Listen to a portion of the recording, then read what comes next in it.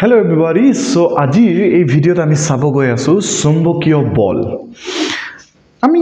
ইয়াৰ আগৰ যোনটো চেপ্টাৰ আমাৰ চেপ্টাৰ 1 চেপ্টাৰ 1ত আমি দেখিবলৈ পালো যে যদি আধান এটা ৰৈ থাকে মানে স্থিতি বৈদ্যুতিক এটা আধান আছে এই আধানটো ৰৈ আছে ৰৈ থকা আধানে তাৰ নিজৰ চাৰিওফালে এটা ক্ষেত্ৰ সৃষ্টি কৰে যাক আমি কৈছিলো বৈদ্যুতিক ক্ষেত্ৰ আৰু ইয়াক আমি ভেক্টৰ ই চিনেৰে বুজাইছিলো ঠিক আছে আধানটো ৰৈ আছিল চেপ্টাৰ 1ত কিন্তু এইবাৰ আমি চেপ্টাৰ 4 টো পঢ়ি আছো ইয়াত আমাৰ আধানটোৱে গতি কৰি আছে ধৰি লয় একেটা আধান ই গতি কৰি আছে ধৰি লৈছো মই v বেগেৰে গতি কৰিছে ইয়াত আমি দেখিবলৈ পাম বা আগৰ ভিডিও যদি তোমালোকে চালা তাতে গম পালা যে যদি আধান এটাই v বেগেৰে গতি কৰি থকা সময়ত হি আধানটোৱে নিজৰ চাৰিওফালে এটা ক্ষেত্ৰ সৃষ্টি কৰে যাক আমি চুম্বকীয় ক্ষেত্ৰ বুলি কৈছো যাক আমি ভেক্টৰ b চিনেৰে বুজাও ৰৈ থকা আধানটোৱে কি ক্ষেত্ৰ সৃষ্টি কৰে বৈদ্যুতিক ক্ষেত্ৰ যাক আমি ভেক্টৰ ই চিনেৰে বুজাও আৰু গতিশীল আধান এটাই v বেগেৰে ধৰিলো মই আধানটোৱে গতি কৰি আছে সেই আধানটোৱে এটা চুম্বকীয় ক্ষেত্ৰ সৃষ্টি কৰে আৰু এই চুম্বকীয় ক্ষেত্ৰটোক আমি কি চিনেৰে বুজাইছো ভেক্টৰ b চিনেৰে বুজাইছো ওকে চেপ্টাৰ 1ত আমি দেখিব পাইছিলো যে যিকোনো এটা বৈদ্যুতিক ক্ষেত্ৰ যদি মই আধান এটা থৈ দিও ধৰি লোৱা q0 বুলি মই এটা আধান থৈ দিলো আমাৰ বৈদ্যুতিক ক্ষেত্ৰত তেতিয়া আমি দেখিছিলো যে এই আধানটোৰ ওপৰত আমাৰ বৈদ্যুতিক ক্ষেত্ৰটো এটা বল প্ৰযুক্ত কৰে আৰু সেই বলটোৰ ফৰ্মুলা আছিল F = QE এটো আছিল ঠিক আছে এটা চেপ্টাৰ 4ত আমি গম পাই গলো যে আধান এটা যেতিয়া গতিশীল হৈ থাকে যেতিয়া আধান এটা গতি কৰি থাকে ই চুম্বকীয় ক্ষেত্ৰ সৃষ্টি কৰে এটোটো গম পাই গলো এতিয়া এই চুম্বকীয় ক্ষেত্ৰত যদি মই এটা আধান থৈ দিও জনে নেকি কোনোবা এটা বেগেৰে গতি কৰি আছে তেতিয়া এই আধানটোৰ ওপৰত এটা বল প্ৰযুক্ত হয় আৰু সেই বলৰ ফৰ্মুলাটো হৈছে F = Q vector v cross vector b এইটো হৈছে চুম্বকীয় ক্ষেত্ৰত আধানে অনুভৱ কৰা বলৰ ফৰ্মুলাটো আৰু এইটো হৈছে বৈদ্যুতিক ক্ষেত্ৰত আধানে বল অনুভৱ কৰাটো ক্লিয়াৰ আছে ডিফাৰেন্সটো ধৰিব পাৰিছা এটো আছিল বৈদ্যুতিক ক্ষেত্ৰত এটো আছে আমাৰ চুম্বকীয় ক্ষেত্ৰত এটা ইয়াত q মানে হৈছে আধানটো q মানে হৈছে আমাৰ আধানটো v মানে হৈছে বেগ যি বেগেৰে আধানটোৱে গতি কৰি আছে আৰু b মানে হৈছে চুম্বকীয় ক্ষেত্ৰটো চুম্বকীয় ক্ষেত্ৰ ক্লিয়াৰ আছে এটো সবৰ ক্লিয়াৰ আছে ওকে এতিয়া আমি বস্তুটো অলপ আগবাঢ়ো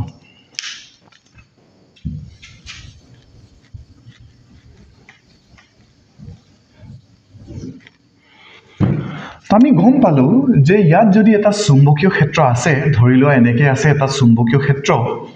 এই চুম্বকীয় ক্ষেত্ৰত বুলে q আধান এটাই v বেগেৰে ভেক্টৰ v বেগেৰে গতি কৰি আছে আৰু চুম্বকীয় ক্ষেত্ৰৰ মানটো মই ভেক্টৰ b বুলি ধৰিছো এটা মুখ যদি কোনোবা হদে এই আধানটোৱে কিমান বল অনুভৱ কৰিব হেতু নিৰ্ণয় কৰিব হলে F = Q v ক্ৰস কি লিখিম আমি b এটা বুজি পাইছো সবে ওকে এটা এইটো এটা ভেক্টৰ ৰাখি এইটো এটা ভেক্টৰ ৰাখি দুটা ভেক্টৰ যেতিয়া মই ক্ৰস পূৰণ কৰিলে আমি গম পাও F = Q v b এটা আমি লিখিব পাৰো sin θ তো ইয়া থিতাটোৱে কি বুজাব থিতাটোৱে বুজাব আধানৰ বেগ ভেক্টৰ আৰু চুম্বকীয় ক্ষেত্ৰৰ মাজৰ কোণটো তো ইয়া থিতাই কি বুজায় বেগ আৰু চুম্বকীয় ক্ষেত্ৰৰ মাজৰ কোণ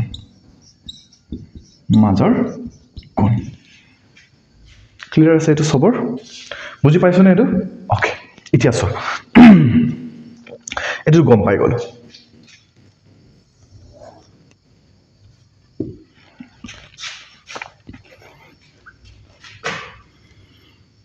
ধৰি লোৱা ইয়াত আমি এটা কেস ডিসকাস কৰো এ আমি কেস হিচাপে লিখো কেস নম্বৰ 1 এতিয়া প্ৰশ্নটো তোমালোকৰ আহিব লাগে স্যাৰ ৰৈ থকা সময়ত আধান এটাই যেতিয়া ৰৈ থাকে তাক যদি মই বৈদ্যুতিক ক্ষেত্ৰ এটাত ৰাখোঁ আধানটোৱে বল অনুভৱ কৰে F = QE যোনটো নেকি আমি চেপ্টাৰ 1ত পঢ়িলোঁ হয়নে কিন্তু এইবাৰ ধৰি লোৱা ইয়াত এটা চুম্বকীয় ক্ষেত্ৰ আছে এই চুম্বকীয় ক্ষেত্ৰত যদি মই এটা আধান ৰাখি দিওঁ যোনটো নেকি ৰৈ আছে অৰ্থাৎ ৰৈ থকা মানে কি হয় এই আধানটো ৰৈ থকাৰ অৰ্থটো কি হ'ব ইয়াৰ বেগৰ মান শূন্য হ'ব তো যিকোনো বস্তু এটা ৰৈ থাকিলে তাৰ বেগৰ মান কি হয় শূন্য হয় এতিয়া যদি এটা আধানক মই চুম্বকীয় ক্ষেত্ৰ এটাত জাস্ট ৰাখি দিছো যাৰ নেকি বেগ চেক নাই সেই সময়ত ইয়াত চুম্বকীয় বল কিমান প্ৰযুক্ত হ'ব ইয়াত চোৱা আমি ফৰ্মুলাটো গম পাই গলো F = Q VB sin θ ইয়াত যদি আধানটোৰ বেগে যদি শূন্য হয় শূন্যৰ লগত যিকোনো বস্তু পূৰণ কৰিলে আমি কি পাম বাৰু শূন্য মানে আমি ইয়াৰ পৰা কি কনক্লুজন উলিয়াব লাগিব যে ৰৈ যেতিয়া থাকে আধান এটাই সেই সময়ত তাত যদিও আমি চুম্বকীয় ক্ষেত্ৰ দিও সেই চুম্বকীয় ক্ষেত্ৰটোৱে আধানটোৰ ওপৰত একো বল প্ৰযুক্ত কৰিব নোৱাৰে কিমান ইন্টাৰেষ্টিং হয় বস্তুটো হয়নে এটা ক্ষেত্ৰ আছে যোনে নেকি আধানৰ ওপৰত বল প্ৰযুক্ত কৰিব পাৰে কিন্তু আধানটোৱে যদি ৰৈ থকা সময়ত তাৰ ওপৰত প্ৰযুক্ত হোৱা বলৰ মান কিমান হয় শূন্য একদম এই জম্বি মুভিজ বোৰৰ নিচিনাই এক্টৰটো মানে গোটেই জম্বি কেইটাই গোটেই মানুহক কামুৰি আছে কিন্তু এক্টৰটোৰ কিবা এটা গাত আছে কিবা এটা ইনজেকচন লৈ সি এক্টৰটোৰ ফালে যদিও জম্বি কেইটা দৌৰি আহি আছে কিন্তু এক্টৰটো টাচ কৰিব নোৱাৰে তেনেকুৱা টাইপৰ কথা বস্তুটো সো আধানটোৱে সেই এক্টৰটো বুলি ভাবিলো সি ৰৈ আছে তো সেইটো সময়ত চুম্বকীয় বল সদায় তাৰ ওপৰত কিমান লাগে 0 ক্লিয়াৰ আছে সবে বুজি পাইছো এটো ঠিক আছে সেকেন্ড কেসটো চোৱা কেস নম্বৰ 2 এইবাৰ ধৰি লৈছো যে আমাৰ চুম্বকীয় ক্ষেত্ৰটো এটো চুম্বকীয় ক্ষেত্ৰটো এনেকৈ গৈ আছে ভেক্টৰ b আৰু তুমি কি কৰিলা বলে এটা কেটেপা লৈ মিলি আধান এটা ললা সেই আধানটোক বলে এই চুম্বকীয় ক্ষেত্ৰটোত একদম সমান্তৰালকে এনেকৈ পঠিয়াই দিলা তো এই আধানটোৱে চুম্বকীয় ক্ষেত্ৰৰ একদম সমান্তৰালকে এনেকৈ চুম্বকীয় ক্ষেত্ৰবোৰ গৈ আছিল আধানটোক তুমি এনেকৈ সমান্তৰালকে মাৰি পঠিয়াই দিলা বলে ইয়াত কি দেখিবলৈ পাম আমি যে বেগ ভেক্টৰ আৰু চুম্বকীয় ক্ষেত্ৰ ভেক্টৰৰ মাজৰ কোনটো শূন্য হৈ আছে যদি চোৱা ইয়াত আমাৰ বেগ ভেক্টৰ আৰু চুম্বকীয় ক্ষেত্ৰটো সমান্তৰাল হৈ আছে কেস নম্বৰ 2 হেতু সময়ত কি হয় চোৱা হেতু সময়ত কি হ'ব ইয়াত যদি মই চুম্বকীয় বলৰ ফৰ্মুলা উলিয়াও F = Q Q টো আধানৰ মান V মানে হৈছে বেগ চুম্বকীয় ক্ষেত্ৰটো B sin আচ্ছা থিটা মানে কি বুলি কৈছিলো মই থিটা মানে আছিল বেগ আৰু চুম্বকীয় ক্ষেত্ৰৰ মাজৰ কোণটো তো বেগ আৰু চুম্বকীয় ক্ষেত্ৰটো এবাৰ সমান্তৰাল হৈ আছে দুটা বস্তু যেতিয়া সমান্তৰাল হৈ থাকে হিহঁতৰ মাজৰ কোণ কিমান হয় 0 ডিগ্ৰী তো থিটাৰ মান কি পাম আমি 0 ডিগ্ৰী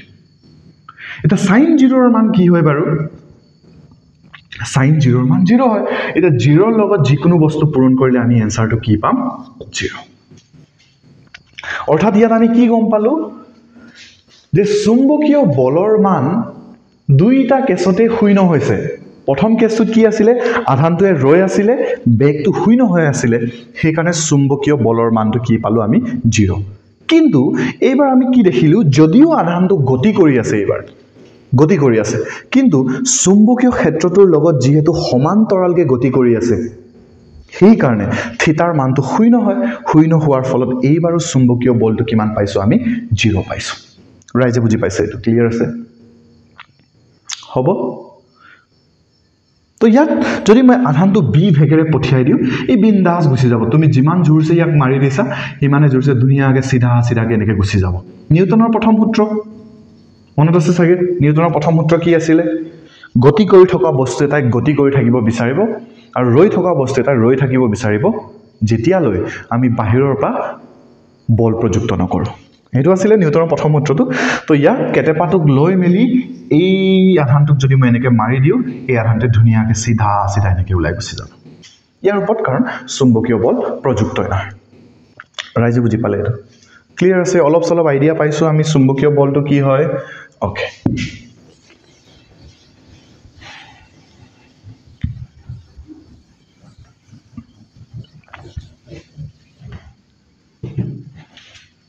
তো চুম্বকীয় বলৰ ফৰ্মুলাটো আমি পালো F is equal Q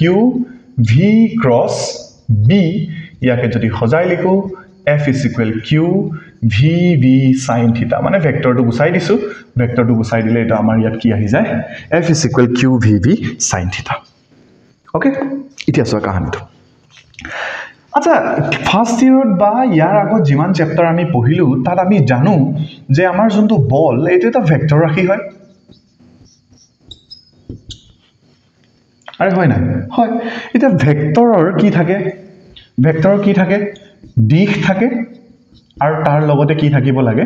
মান থাকিব লাগে আৰু প্যাৰালেলোগ্ৰামৰ যোনটো ভেক্টৰ যোগফলৰ নীতিটো মানি চলিব লাগে ইন সিম্পল ওয়াৰ্ড যদি মই ক'ব বিচাৰো ভেক্টৰ কি থাকিব লাগে দিশও থাকিব লাগে মানো থাকিব লাগে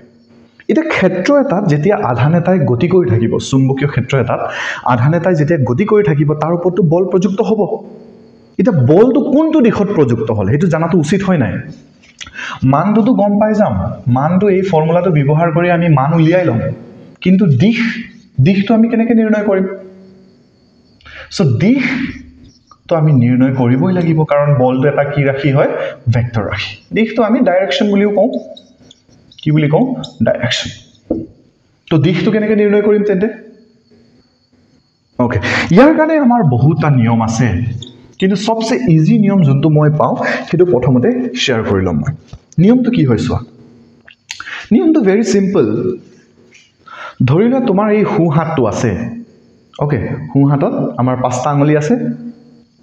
আঙুলি আছে ধৰি লৈছো মই এটো আঁকিছো দেই কেনেকৈ এনেকৈ আঁকিছো এটো হৈছে আমাৰ বুঢ়া আঙুলিটো এটো মোৰ হু হাতটো या राइट हैंड थंब रूल बुलिও কয় হা राइट हैंड रूल বুলিও ক'ব পাৰা राइट हैंड रूल এটা বহুত ইজি হয় পাছলে তোমালোকে যিমান কোৱেশ্চন কৰি যাবা সাইক্লোট্ৰনৰ বিষয় যেতিয়া আমি পঢ়িম ক্ষেত্ৰত চুম্বকীয় ক্ষেত্ৰত আধান এটাৰ পথ কেনেকৈ নিৰ্ণয় কৰা হয় হেবোৰ যেতিয়া আমি পঢ়িম এই নিয়মটোৱে আমাক সহায় কৰিব নিয়ম বহুত আছে মই ক'লো যেনে ফ্লেমিঙৰ বাও হাতৰ সূত্ৰ আছে দিশ নিৰ্ণয় কৰিবলৈ কিন্তু মই এটো প্ৰিফাৰ কৰো কেলে কৰো এতিয়া সোৱা কি হয় নিয়মটো ৰাইট হ্যান্ড ৰুল বা হু হাতৰ নিয়ম বুলি আমি ক'ব পাৰো ইয়াত কি কৰিব লাগে এই যোনটো আমাৰ বুঢ়া আঙুলি এই বুঢ়া আঙুলিটো ইয়াক সদায়